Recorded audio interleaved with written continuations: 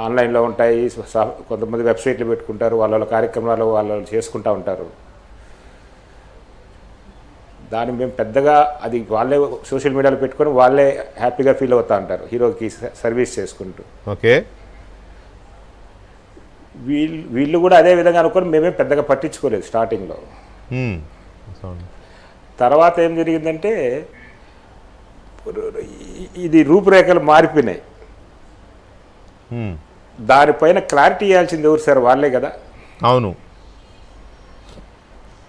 రూపురేఖలు మారినాయంటే ఏం మారినాయి, ఎలా మారినాయి? ఏం సార్ రూపురేఖలు మారాయి అంటున్నారు కదా, ఎలాంటి ఏం మారాయి, ఏం చేశారు?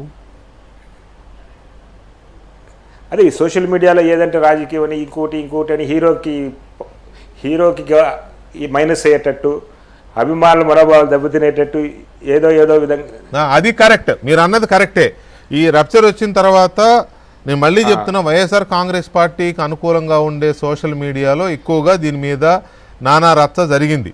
చేశారు, వచ్చేస్తున్నాడు 18వ తారీఖు వచ్చేస్తున్నాడు, పార్టీ పెట్టేస్తున్నాడు, పొలిటికల్ ఎంట్రీ ఇచ్చేస్తాడు, ఇదే కదా మీరు అనేది. సో అసలు ఇదంతా ఎందుకు జరిగింది? వీళ్ళ వల్లే జరిగిందంటారా? ఖచ్చితంగా సార్, ఎందుకంటే ఆద్యం పోసింది వాళ్ళే ఫుల్ స్టాప్ పెట్టేస్తుంటే ఇవన్నీ ఉండదు. మేము ప్రెస్ మీట్ పెట్టాల్సిన అవసరం కూడా రాదు.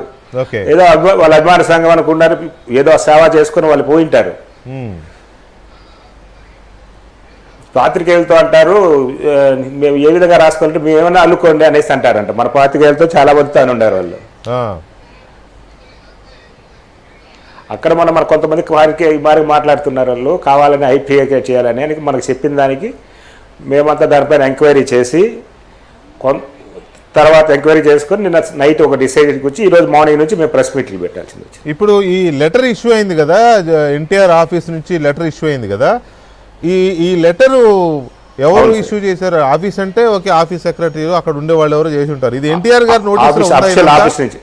ఆఫీస్ నుంచి ఏం సార్? ఎన్టీఆర్ నోటీసులో ఉందా ఇదంతా, ఇది జరుగుతున్న రప్చర్ అంతా?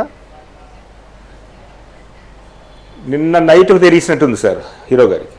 ఓకే, మీరు ఎప్పుడైనా డిస్కస్ చేశారా? ఇలాంటి అసోసియేషన్ చాలా వస్తున్నాయి అని ఎప్పుడన్నా ఎన్టీఆర్తో డిస్కస్ చేశారా? మీరు ఫ్రీక్వెంట్గా కలుస్తుంటారేమో కదా. మామూలుగా ఇయర్లీ ఒకసారి మీటింగ్ పెట్టుకుంటా ఉంటాం, మాట్లాడుకుంటా ఉంటాం సార్. ఓకే,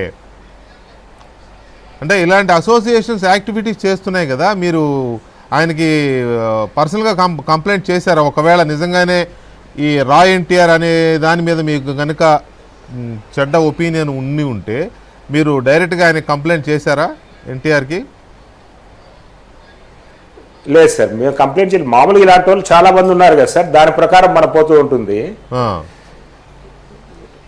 ఈ విధంగా చాలా కార్యక్రమాలు జరుగుతాయి. మాకు తెలిసి చిన్న గుళ్ళల్లోనూ, చిన్న అనాథాలయాల్లో చిన్న పెన్సిల్ ఇవ్వడం, పలకలు ఇవ్వడం, ఇవి కూడా వెబ్సైట్లో పెట్టుకుంటారు. హ్యాపీగా ఫీల్ అవుతూ వాళ్ళ శక్తి కొద్దీ వాళ్ళ సేవా కార్యక్రమాలు చేస్తూ అంటారు.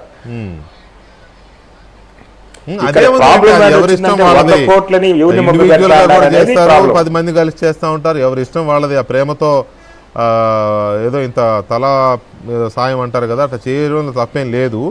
కాకపోతే వీళ్ళు ఏదో మాస్గా మేము అంటే కొంచెం పెద్ద ఎత్తున చేయబోతున్నామని కదా వాళ్ళు చెప్తున్నారు. ఏం సార్? ఏంటి నా ఆడియో కరెక్ట్ లేదా ఆయనకి?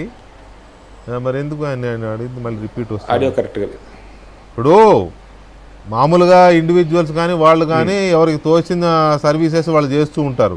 కానీ వీళ్ళు భారీ ఎత్తున ఏదో చేద్దామని ప్లాన్ చేసుకున్నామేమో, అది గిట్టక మమ్మల్ని బెదిరించడము, తిట్టడము, ఎలా వస్తారో రండి 200 మందిని పెట్టి మీ అంతు చూస్తా అని మీరు బెదిరించినట్టుగా చెప్తున్నాడు కదా తను. అది వాళ్ళ విజ్ఞతగా వదిలేస్తాను సార్. వాళ్ళు ఏదో ఒకటి పర్సనల్ ఎజెండా పెట్టుకొని వాళ్ళ సేవా కార్యక్రమాలు చేసుకుంటే మాకు ఎటువంటి అభ్యంతరం లేదు.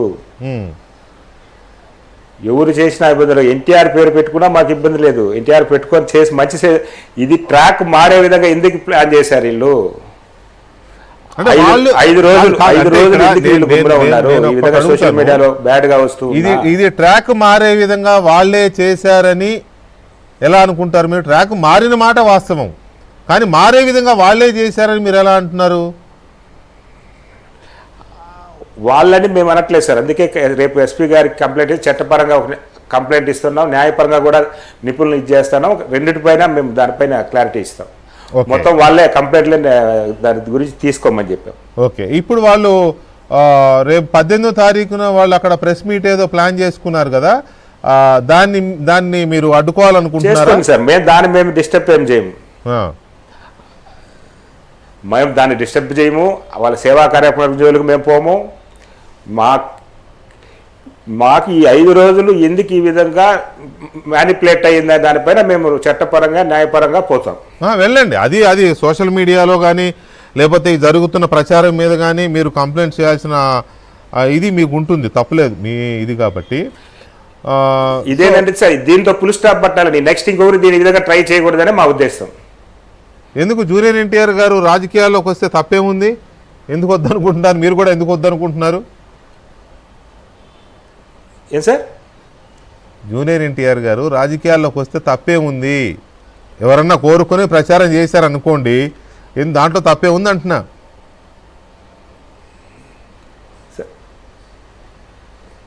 సౌండ్ కట్ అవుతుంది. జూనియర్ ఎన్టీఆర్ గారు రాజకీయాల్లోకి వస్తే తప్పేముంది, ఎందుకు వద్దనుకుంటున్నారు, మీరెందుకు వద్దనుకుంటున్నారు అంటున్నా. ఆయన చెప్పాడా నాకు ఇంట్రెస్ట్ లేదని పాలిటిక్స్? ఎప్పుడు ఆ థాట్ రాలేదు సార్. మాకు ఓన్లీ సినిమాలు చేస్తాం, మిమ్మల్ని ఆనందింపజేస్తాం, ఆ పనిలో ఉండండి అనేది చెప్పేవాడు మాకంతే. దాని మించి మాకేం మాట్లాడు. ఓకే, సో ఇప్పుడు ఆయనకి ఇలాంటి ప్రచారం జరగడం వల్ల వ్యక్తిగతంగా ఆయనకు మాత్రమే నష్టమా, లేక తెలుగుదేశం